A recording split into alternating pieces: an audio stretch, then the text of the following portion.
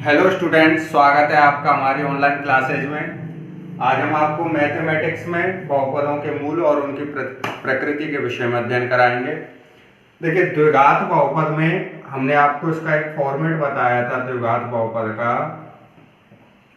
ये होता है हमारा ax² plus bx plus c, जहाँ पे c हमारा अचर पद होता है, b x का गुणांक और a होता है हमारा x² का गुणांक।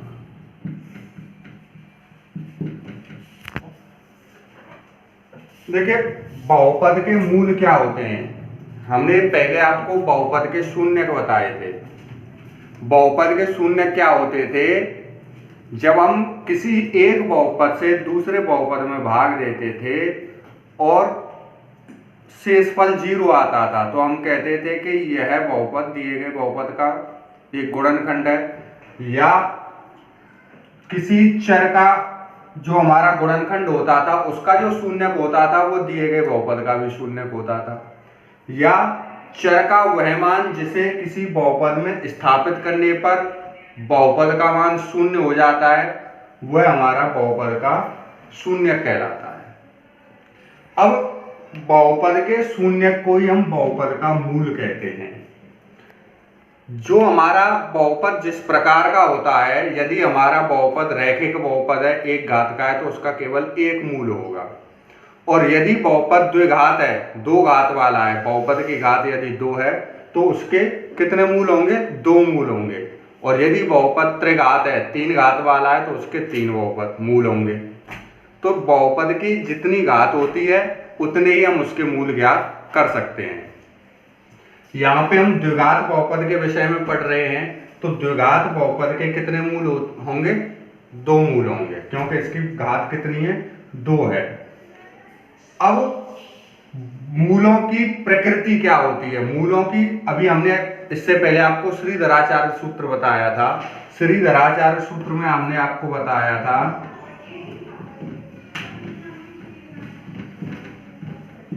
x बराबर -b plus minus under root b² minus 4ac upon 2a। यहाँ पे ये क्या थे? बहुपद के मूल थे। ये जहाँ प्लस माइनस लेते थे हम, 2 बार लेते थे, एक बार प्लस लेते थे, एक बार माइनस लेते थे, यही बहुपद के हमारे मूल होते हैं। एक बार माइनस ले लें, एक बार प्लस ले लें, तो under root b² minus 4ac upon 2a। एक तो ये मूल हो गया हमारा, और दूसरा हम माइनस ले लें, -b minus under root b² minus 4ac upon 2a। दूसरा मूल हमारा ये आ गया। आपने कुछ क्वेश्चंस में देखा हो तो जो हमारा अंडर रूट में अगर धनात्मक संख्या बचती थी तो हम उसका वर्गमूल ज्ञात कर लेते थे। कभी कभी यहाँ पे ये 0 भी हो जाता था तो हमें b/2a से ही काम चलाना होता था। और कहीं कहीं ऐसा भी हो जाता है कि 4ac का जो मान है वो b² से अधिक हो जाता है। तो उस कंडीशन में क्या होता था? ये जो अंतर है हमारा वो ऋणात्मक आएगा। जब हमारी नेगेटिव संख्या बड़ी हो, पॉजिटिव छोटी हो, तो उन दोनों का डिफरेंस नेगेटिव आता है। तो उस कंडीशन में क्या होता है कि हम उसका वर्गमूल ज्ञात नहीं कर पाते। तो अंडर रूट में जो हमारा ये संख्या जो लिखी हुई है b² माइनस 4ac, ये हमारा विभक्तर कहलाता है। तो ये क्या कहलाता है? विभक्तर कहलाता है, डिस्क्रीमिनेंट कहलाता है। इसको हम कैपिटल D से प्रेजेंट करते हैं। D बराबर होता है हमारा b² माइनस 4ac। ठीक है जी। अब इसमें 3 कंडीशन मैंने अभी आपको बताई थी। पहली कंडीशन तो ये थी कि इसका मान धनात्मक आए, दूसरी कंडीशन इसका मान 0 आए, और तीसरी कंडीशन इसका मान ऋणात्मक आए। जब हमारा ये जो विभक्तर है, जब D इज ग्रेटर देन 0, इसका मान 0 से बड़ा हो, 0 से बड़ा है तो धनात्मक होगा, अर्थात हम ये भी लिख सकते हैं b² minus 4ac is greater then 0। या हम इसको ऐसे भी लिख सकते हैं b square is greater than 4ac। तीनों कंडीशनों में से कोई भी कंडीशन आप इसमें लगा सकते हैं। अगर इन तीनों कंडीशनों में कोई भी कंडीशन आपकी सेटिस्फाई हो रही है तो आपके जो मूलों की प्रकृति होगी, तो हमारे जो मूल होते हैं मूल वास्तविक होते हैं। कैसे होते हैं? वास्तविक होते हैं और असमान होते हैं।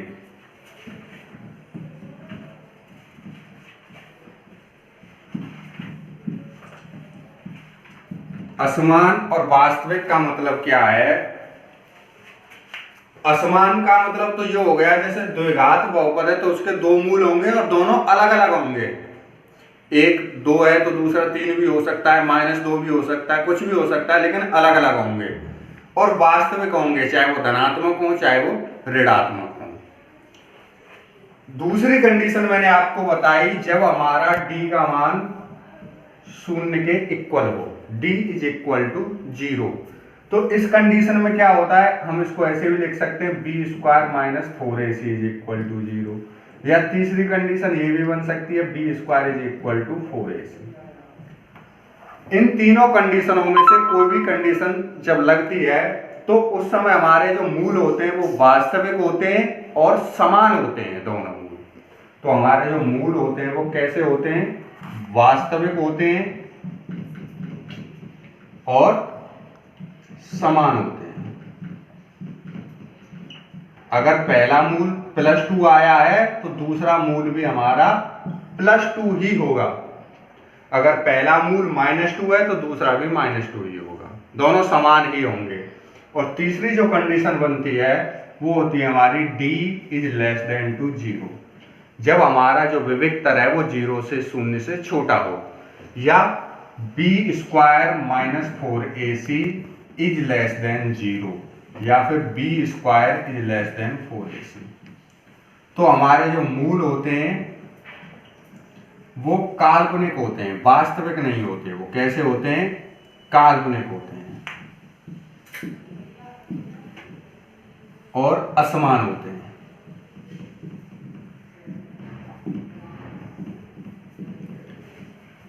अर्थात काल्पनिक का मतलब जिनको हम केवल कल्पना ही कर सकते हैं, वास्तव में जिनका कोई अस्तित्व नहीं होता। फॉर एग्जाम्पल √-1, ये जो नंबर है ये हमारा इमेजिनरी नंबर कहलाता है, काल्पनिक संख्या कहलाता है, काल्पनिक होता है ये। इसका हम वर्गमूल ज्ञात नहीं कर सकते।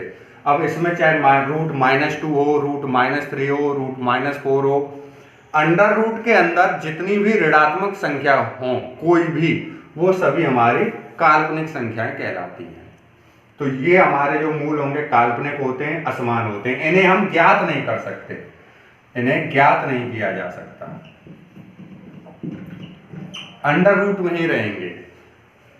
मूल वास्तविक हो, समान हो तो भी उन्हें ज्ञात किया जा सकता है, मूल वास्तविक और असमान हो तब भी उन्हें ज्ञात किया जा सकता है। यदि मूल काल्पनिक और असमान है तो उन्हें ज्ञात नहीं किया जा सकता। आपको ये चीज ध्यान रखनी है। अब हम एक एग्जांपल्स लेते हैं। ये हमने एक एग्जांपल ले लिया x² + 5x + 4। अब हमें क्या करना है, इसकी सबसे पहले जो कंपैरिजन करते हैं वो हम ax² + bx + c से इसका कंपैरिजन करा देते हैं। जब हम इससे कंपैरिजन करेंगे तो यहाँ पे x² का गुणांक हमें कुछ भी दिखाई नहीं दे रहा है, तो यहाँ x² का गुणांक क्या होता है? 1 होता है। तो a = हो गया हमारा 1, b = हो गया 5 और c = हो गया 4। अब हमको क्या करना है, इसमें विविक्तर फाइंड करेंगे। विविक्तर d बराबर क्या होता है हमारा? b² - 4ac। तो यहाँ पे हम a, b और c तीनों के मान रख देंगे। तो d बराबर, b का मान कितना है हमारा? 5 है, तो 5 का स्क्वायर हो जाएगा, -4, a की वैल्यू कितनी है? 1 है, 1 का मल्टीप्लाई हो गया। c की वैल्यू कितनी है? 4 है, 4 का मल्टीप्लाई हो गया। तो 5 का मल्टीप्लाई 5 से करेंगे कितना हो जाएगा? 25 - 4 1 जा 4 एंड 4 4 जा 16। 25 में से 16 को माइनस करेंगे, कितना आ गया 9। अब जो हमारा 9 ये नंबर आया हुआ, ये आ गया हमारा discriminant, d is equal to आ गया 9। अब 9 ये 0 से बड़ा है या छोटा है या 0 के बराबर है? 0 से ऑफ कोर्स बड़ा है। तो इट मींस जो हमारा विवेक्तर है वो 0 से ग्रेटर है। तो हमारे मूल कैसे हो गए? वास्तविक हो गए और असमान हो गए। ठीक है दोस्तों, एक दूसरा एग्जांपल और लेते हैं हम, x² प्लस 4x प्लस 4। असमान से अभी मैंने बताया था इसके दो मूल निकलेंगे और दोनों अलग अलग निकलेंगे, एक जैसे नहीं निकलेंगे। अभी हमने दूसरा एग्जांपल लिया, वही सेम प्रोसेस इसमें दोहराते हैं हम। तो a इज इक्वल टू 1 हो जाएगा, b is equal to 4 and c is equal to 4। d is equal to b square minus 4ac निकाल लेंगे। b की वैल्यू 4 का स्क्वायर 16 माइनस 4, a की वैल्यू 1, c की वैल्यू 4। तो ये आ गया हमारा 16 माइनस 16 इज इक्वल टू 0। अर्थात यहाँ पे जो हमारा विवेक्तर आया है वो कैसा आया है? 0। तो हमारे जो मूल होंगे वो वास्तविक तो होंगे लेकिन समान होंगे। अर्थात जो वैल्यू निकल के आएगी x का, एक मान जो निकल के आएगा दूसरा मान भी वही होगा, दोनों मूल एक जैसे होंगे। अगर 2 आ रहा है तो दूसरा भी 2 होगा, 3 आ रहा है तो दूसरा भी 3 होगा। एक और उदाहरण, x² प्लस 3x प्लस 4। इसमें a इज इक्वल टू 1 हो जाएगा, b इज इक्वल टू 3 हो जाएगा और c इज इक्वल टू कितना हो जाएगा? 4 हो जाएगा। निकाल लीजिए b स्क्वायर माइनस 4ac, क्या हो जाएगा? b की वैल्यू 3 का स्क्वायर माइनस 4 इंटू 1 इंटू 4। 3 का स्क्वायर कितना होता है? 9 होता है। 9 माइनस 16 कितना आ गया? -7। कैसा है ये? नेगेटिव है। तो इसके जो मूल होंगे वो काल्पनिक होंगे, इमेजिनरी होंगे, अर्थात उन्हें हम ज्ञात नहीं कर सकते। अब हम और आगे,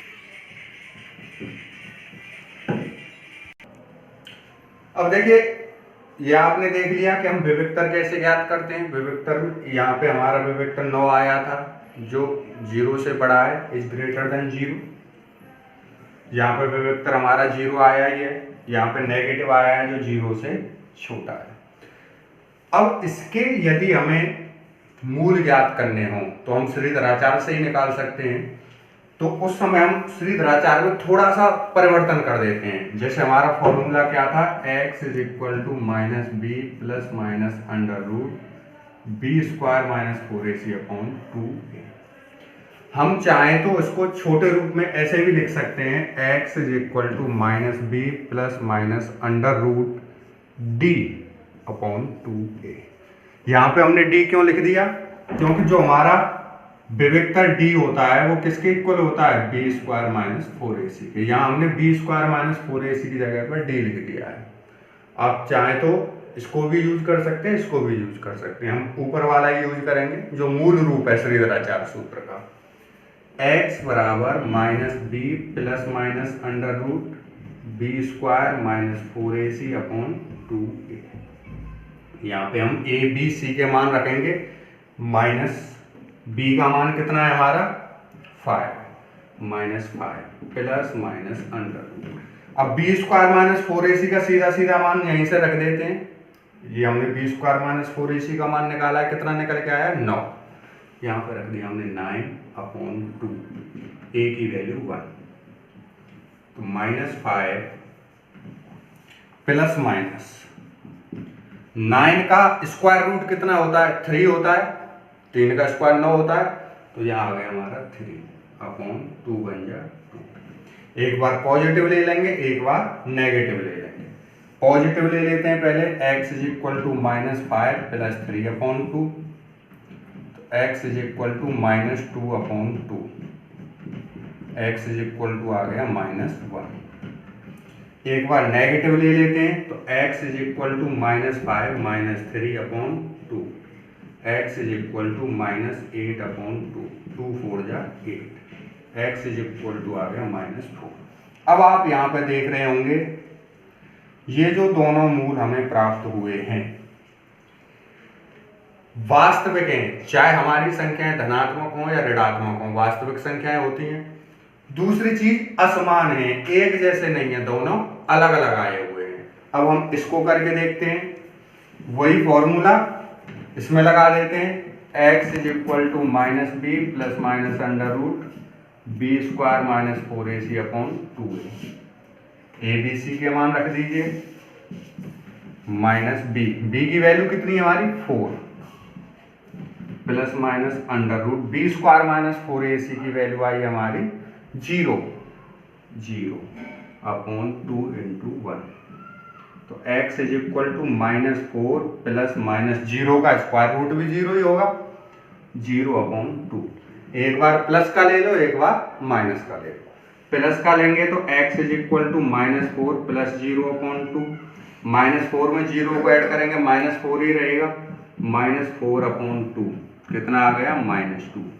एक बार माइनस का लें तो माइनस 4 माइनस 0 अपॉन 2, माइनस 4 और माइनस 0 हमारा माइनस 4 ही रहेगा अपॉन 2, कितना आ गया minus 2।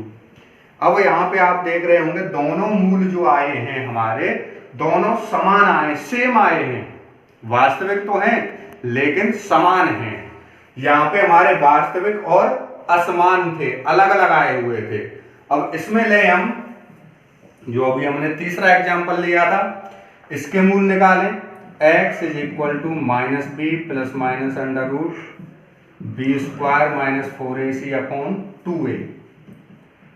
x is equal to minus B की value 3 plus minus under root B square minus 4ac की वैल्यू माइनस 7 निकल के आई है अपॉन 2a, तो माइनस 3।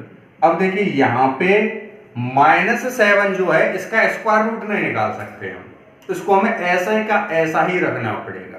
तो ये क्या है, इमेजिनरी नंबर है, तो मूल हमारा कैसा हो गया, काल्पनिक हो गया, इसको हम वास्तव में निकाल नहीं सकते। एज ए फॉर्मेलिटी में आपको बता देता हूं, x इज इक्वल टू एक तो हो जाएगा minus 3 plus under root minus 7 upon 2, और दूसरा हो जाएगा x is equal to minus 3 minus under root minus 7 upon 2। ये हमारे कैसे हैं, असमान तो हैं लेकिन काल्पनिक हैं, इनको निकालना न निकालना बराबर होता है। तो मूल हम वही निकाल सकते हैं जिनमें विविक्तर या तो 0 हो या 0 से बड़ा हो। It means d is greater than equal to 0 और b square minus 4ac is greater than equal to 0, तो हम मूल फाइंड कर सकते हैं, अन्यथा नहीं कर सकते। तो दोस्तों अब इससे संबंधित कुछ होमवर्क मैं आपको दूंगा। तो स्टूडेंट्स ये है आपका होमवर्क, इसमें क्या है, निम्न द्विघात बहुपदों के मूलों की प्रकृति ज्ञात करो। अर्थात इनका पहले आप विविक्तर निकालेंगे, विविक्तर के आधार पर आप बताएंगे इनके मूल वास्तविक हैं, काल्पनिक हैं, समान है या असमान है, जो भी है। और यदि मूल आपके किसी बहुपद के वास्तविक हों तो वो मूल भी ज्ञात करने हैं आपको इस तरीके से, जो अभी मैंने आपको बताया था। वास्तविक हों तो ही ज्ञात करने हैं, अर्थात जब हमारा विविक्तर या तो 0 हो या 0 से बड़ा हो तो आगे हल करना है, और यदि 0 से छोटा है तो उसको वहीं ड्रॉप कर देंगे लिख करके के मूल काल्पनिक है। ठीक है दोस्तों, तो आपको ये क्वेश्चंस अपनी फेयर कॉपी में नोट डाउन करने हैं, उनको फोटो खींच के व्हाट्सएप ग्रुप पे भेजें, जरूर भेजें। बहुत से बच्चे अभी काम भेज नहीं पा रहे हैं, हमसे जुड़े हुए नहीं हैं, तो ऐसा ना करें, उनको आप हमारे कांटेक्ट में बने रहें, फेयर कॉपी में इनको करें और हमारे व्हाट्सएप ग्रुप में भेजें। अगर कुछ पूछना हो तो व्हाट्सएप ग्रुप के कमेंट बॉक्स में आप पूछ सकते हैं। Thank you.